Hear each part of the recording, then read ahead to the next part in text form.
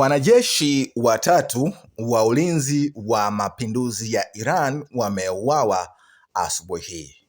Wanajeshi watatu wa jeshi la walinzi wa mapinduzi ya Iran wameuawa wakati wa mashambulizi mazito yanayoendelea kutoka Israel katika nchi ya Iran katika mji wa Zanjan. Shirika la habari la Tasnim la Iran linaripoti.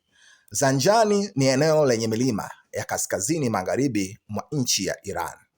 Jeshi la Israel limesema kuwa mashambulizi ya makumi elfu limefanya katika maeneo hayo ya makombora mazito nchini Iran, baada ya kutangaza kuwa linalenga katika maeneo ya ulinzi wa anga na wimbi la mashambulizi katika eneo hilo la Tehran.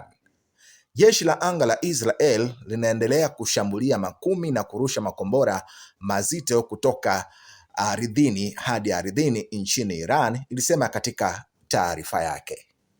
Jeshi la Israel limesema hii ni mojawapo ya hatua ya kuendelea kushambulia maeneo yote yenye vinu vya nyuklia vya Iran kuweza kudhoofisha uwezo wake wa kinyuklia, pamoja na kulipiza kisasi baada ya kile ilichokiita Iran ilivyofanya mashambulizi na kuua baadhi ya raia wa nchini Israel pamoja na kujeruhi kadhaa wakiwemo wanajeshi wa Kiisrael wa IDF.